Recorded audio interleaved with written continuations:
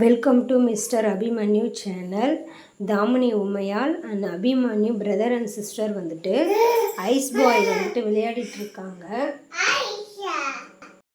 Ice boy வந்து விளையாடிட்டுருக்காங்க. பாப்பா வந்து ரொம்ப ஹாப்பியாக பயங்கரமாக வந்து ஸ்மைல் பண்ணிக்கிட்டு இருக்காங்க.